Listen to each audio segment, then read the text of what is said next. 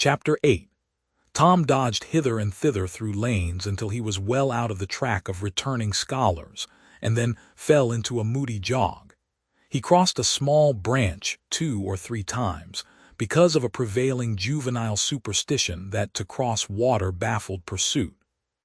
Half an hour later, he was disappearing behind the Douglas mansion on the summit of Cardiff Hill, and the schoolhouse was hardly distinguishable away off in the valley behind him.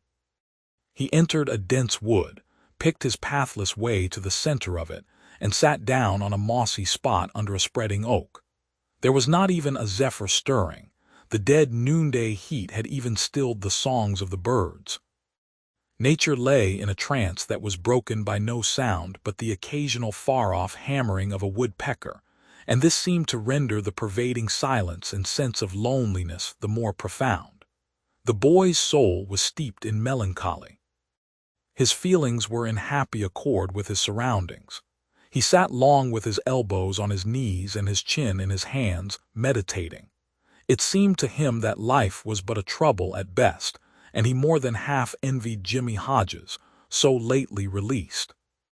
It must be very peaceful, he thought, to lie and slumber and dream forever and ever, with the wind whispering through the trees and caressing the grass and the flowers over the grave, and nothing to bother and grieve about, ever any more.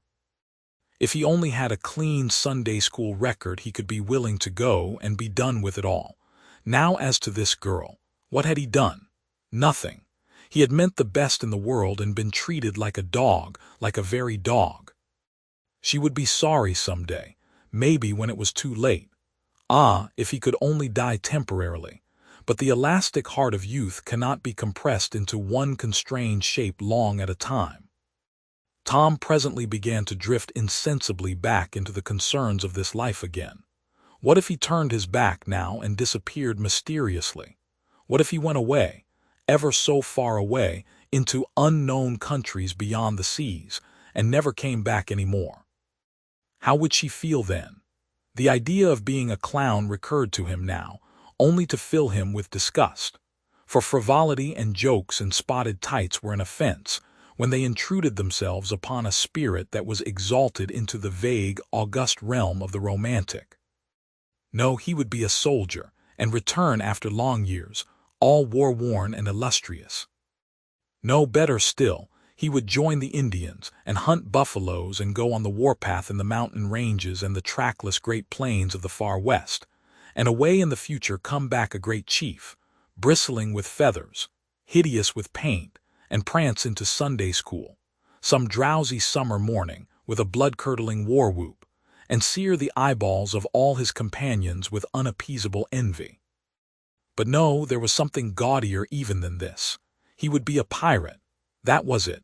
Now his future lay plain before him and glowing with unimaginable splendor. How his name would fill the world and make people shudder. How gloriously he would go plowing the dancing seas, in his long, low, black-hulled racer, the spirit of the storm, with his grisly flag flying at the fore. And at the zenith of his fame, how he would suddenly appear at the old village and stalk into church, brown and weather-beaten in his black velvet doublet and trunks, his great jack boots, his crimson sash, his belt bristling with horse pistols, his crime-rusted cutlass at his side, his slouch hat with waving plumes, his black flag unfurled with the skull and crossbones on it, and hear with swelling ecstasy the whisperings, "It's Tom Sawyer the pirate, the black avenger of the Spanish Main." Yes, it was settled. His career was determined. He would run away from home and enter upon it. He would start the very next morning. Therefore he must now begin to get ready. He would collect his resources together. He went to a rotten log near at hand and began to dig under one end of it with his Barlow knife. He soon struck wood that sounded hollow. He put his hand there and uttered this incantation impressively. "What hasn't come here, come. What's here, stay here." Then he scraped away the dirt and exposed a pine shingle. He took it up and disclosed a shapely little treasure house whose bottom and sides were of shingles. In it lay a marble. Tom's astonishment was boundless. He scratched his head with a perplexed air and said, "Well, that beats anything." Then he tossed the marble away pettishly and stood cogitating. The truth was that a superstition of his had failed here, which he and all his comrades had always looked upon as infallible. If you buried a marble with certain necessary incantations and left it alone a fortnight, and then opened the place with the incantation he had just used, you would find that all the marbles you had ever lost had gathered themselves together there, meantime, no matter how widely they had been separated. But now this thing had actually and unquestionably failed. Tom's whole structure of faith was shaken to its foundations. He had many a time heard of this thing succeeding, but never of its failing before. It did not occur to him that he had tried it several times before, himself, but could never find the hiding places afterward. He puzzled over the matter some time, and finally decided that some witch had interfered and broken the charm.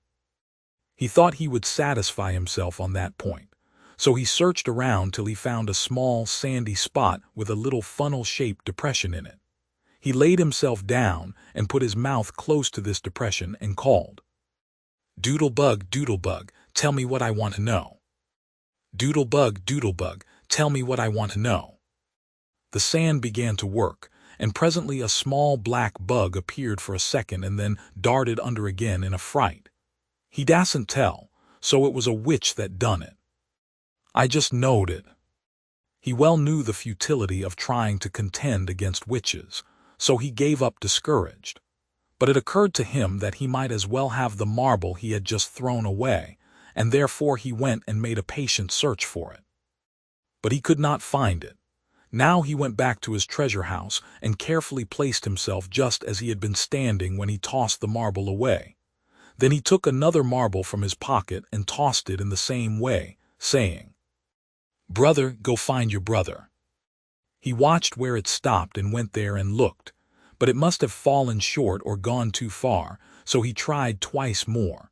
The last repetition was successful. The two marbles lay within a foot of each other. Just here the blast of a toy tin trumpet came faintly down the green aisles of the forest.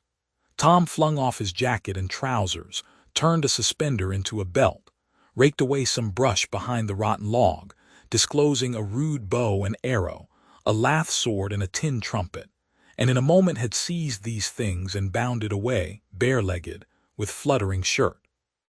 He presently halted under a great elm, blew an answering blast, and then began to tiptoe and look warily out this way and that. He said cautiously to an imaginary company, "Hold, my merry men. Keep hid till I blow." Now appeared Joe Harper, as airily clad and elaborately armed as Tom. Tom called, "Hold, who comes here into Sherwood Forest without my pass? Guy of Gisborne wants no man's pass.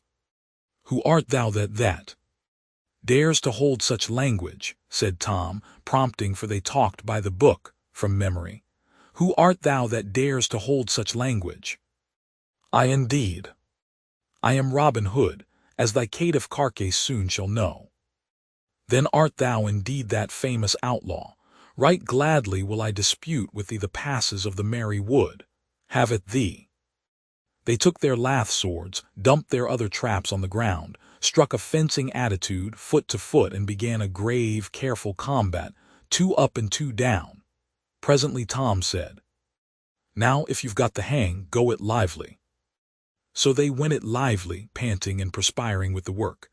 By and by Tom shouted, "Fall, fall, why don't you fall?" "I shan't, why don't you fall yourself?" "You're getting the worst of it." "Why, that ain't anything. I can't fall. That ain't the way it is in the book. The book says, 'Then with one backhanded stroke he slew poor Guy of Gisborne.' You're to turn around and let me hit you in the back." There was no getting around the authorities, so Joe turned, received the whack and fell. "Now," said Joe, getting up, "you got to let me kill you, that's fair." "Why, I can't do that, it ain't in the book." "Well, it's blamed mean, that's all." "Well, say, Joe, you can be Friar Tuck or Much the miller's son, and lamb me with a quarterstaff. Or I'll be the sheriff of Nottingham, and you be Robin Hood a little while and kill me." This was satisfactory, and so these adventures were carried out. Then Tom became Robin Hood again, and was allowed by the treacherous nun to bleed his strength away through his neglected wound. And at last Joe, representing a whole tribe of weeping outlaws, dragged him sadly forth, gave his bow into his feeble hands, and Tom said, "Where this arrow falls, there bury poor Robin Hood under the greenwood tree." Then he shot the arrow and fell back and would have died, but he lit on a nettle and sprang up too gaily for a corpse. The boys dressed themselves, hid their accoutrements, and went off grieving that there were no outlaws any more, and wondering what modern civilization could claim to have done to compensate for their loss. They said they would rather be outlaws a year in Sherwood Forest than President of the United States forever.